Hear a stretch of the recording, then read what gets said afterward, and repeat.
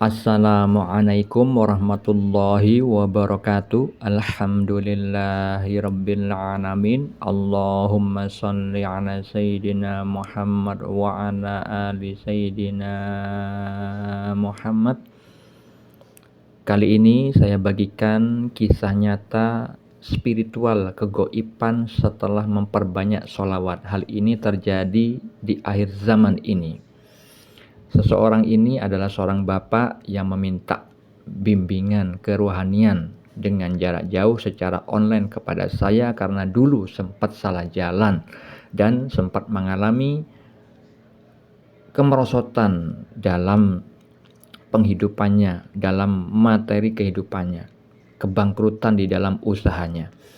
Akhirnya beberapa bulan yang lalu beliau saya bimbing, dan sekarang ini salah satu kisah nyata spiritual terkait dengan kegoiban karena melakukan ketakwaan kepada Allah Subhanahu wa taala. Sebelum saya ceritakan, beliau ini beberapa hari yang lalu menanyakan kepada saya bagaimana membersihkan pikiran, zikir apa yang harus diamalkan. Nah, maka saya anjurkan untuk memperbanyak sholawat saja, itu sudah cukup. Karena apa? Kita ketahui zikir itu adalah mengingat Allah itu sebenarnya dalam banyak cara. Mengucapkan kalimat thayyibah, subhanallah, astagfirullah, dan segala macamnya. Cuman kalau misalkan kita berzikir dengan membaca kalimat wirid seperti subhanallah wa bihamdi, kalau hatinya tidak hadir akan Allah, maka ditolak oleh Allah Subhanahu wa taala. Tetapi kalau sholawat sudah pasti diterima oleh Allah Subhanahu wa taala dan diberikan 10 rahmat atas satu sholawat yang dibaca oleh kita. Makanya saya anjurkan untuk bersholawat saja, karena pasti diterima dan pasti Allah balas. Setiap satu sholawat dibalas 10 sholawat dari Allah, 10 rahmat, 10 pertolongan yang bisa berupa penghapusan dosa, penjernihan kolbu, diangkat derajatnya, dan segala macamnya. Akhirnya beliau mengamalkan apa yang saya anjurkan, dan kemudian beliau menanyakan suatu kejadian yang mana WA ini saya terima. Beliau menyatakan bahwa setelah mengamalkan apa yang saya anjurkan, yaitu memperbanyak sholawat, kemudian beliau itu mengalami kegoiban di saat terjaga, bukan di saat mimpi. Tempo hari beliau seringkali bermimpi petunjuk dari Allah Subhanahu wa taala tentang spiritual beliau. Nah, sekarang ini kisah nyata di saat terjaga. Beliau itu di saat terbangun, ya, pada saat subuh melihat cahaya seperti bola lampu neon yang datangnya dari atas kepala. Beliau melihat cahayanya menghilang dan ada yang berkata, "Kau sudah dibangunkan, sholatlah." Lalu beliau bertanya, "Itu dari iblis apa dari malaikat?"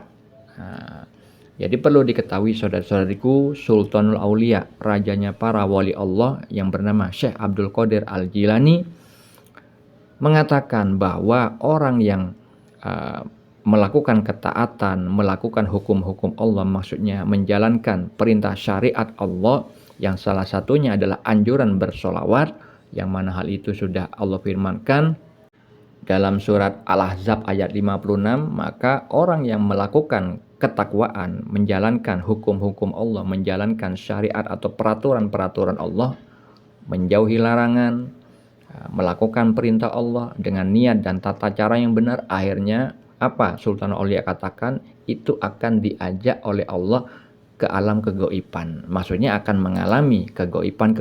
Karena apa? Allah maha goib. Jadi Allah ingin membuktikan bahwa ketakwaan yang Allah perintahkan itu punya manfaat, dan salah satunya adalah diberikan pengajaran oleh Allah Subhanahu wa taala tentang diri Allah, tentang perbuatannya, yang salah satunya adalah diberikan pengalaman kerohanian tentang kegoibannya Allah itu seperti apa, perbuatannya, af'alnya.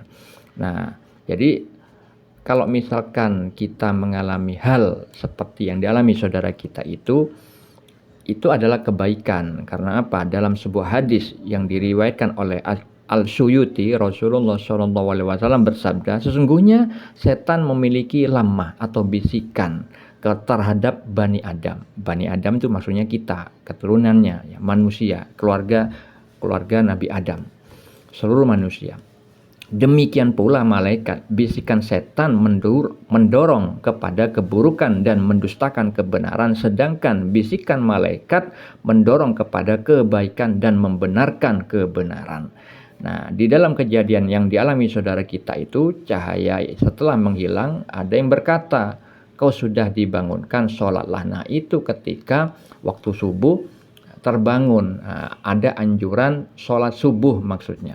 Nah, itu berarti dari malaikat. Cuman di sini saya perlu berikan peringatan dan sekaligus ilmu bagi Anda semua yang melakukan riadoh atau latihan-latihan ketakwaan spiritual dengan sarana amalan wajib ataupun yang sunnah.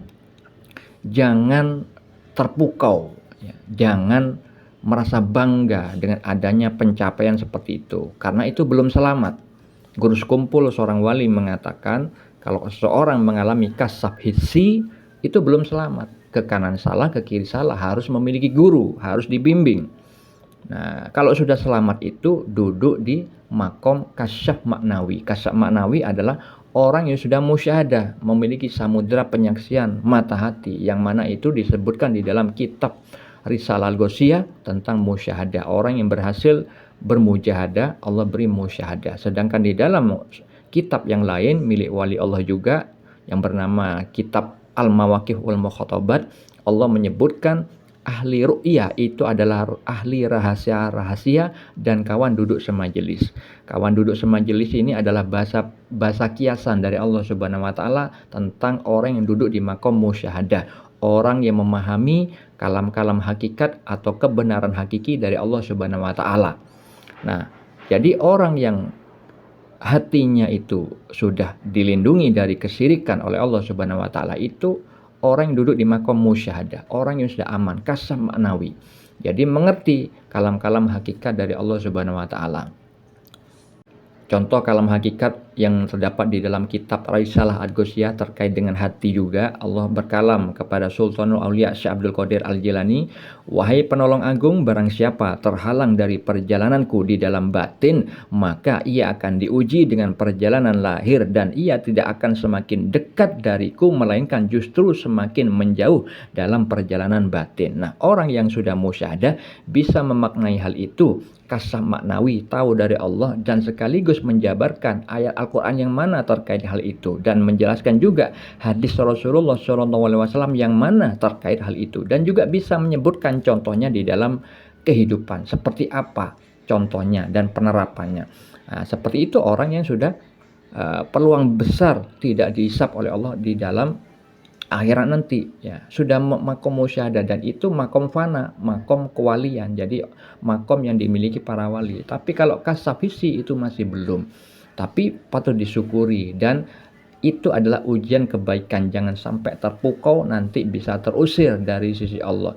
Seperti halnya Allah juga memperingatkan kepada Sultan Aulia di dalam kitab Risalah Al-Ghausiyah, wahai penolong agung, bila engkau ingin memasuki wilayahku, maka hendaknya engkau tidak berpaling kepada alam mulk, alam malakut, maupun alam jabarut. Karena alam mulk adalah setannya orang berilmu, dan malakut adalah setannya ahli ma'rifat, dan jabarut adalah setannya orang yang sadar. Siapa yang puas dengan salah satu dari ketiganya, maka ia akan terusir dari sisiku. Sedangkan di dalam kitab Al-Mawaqif wal Mukhatabat milik wali Allah yang bernama Syekh Muhammad bin Abdul Jabbar An-Nafri, Allah juga berkalam hakikat terkait hal itu. Allah berkalam, hai hamba, jika engkau berada di sisiku, tiada satupun di alam semesta ini yang membekas pada dirimu. Engkau tidak girang dengan apa yang engkau peroleh, dan tidak pula menyesali apa yang luput daripadamu. Kalam hakikat itu pastilah sesuai Al-Quran. Makanya saya sebutkan juga Al-Quran terkait kalam-kalam hakikat di dalam kitab Risalah Al-Ghausiyah yang tadi, dan juga kitab Al-Mawaqif. Hal ini terkait dengan firman Allah di dalam surat Al-Hadid ayat 23. Allah Ta'ala berfirman, kami jelaskan yang demikian itu supaya kamu jangan berduka cita terhadap apa yang luput dari kamu, dan supaya kamu jangan terlalu gembira terhadap apa yang diberikannya kepadamu. Jadi hal ini memberikan peringatan bagi kita, jangan ujub bangga atas amal kita dan pencapaian spiritual kita. Semoga bermanfaat. Assalamualaikum warahmatullahi wabarakatuh.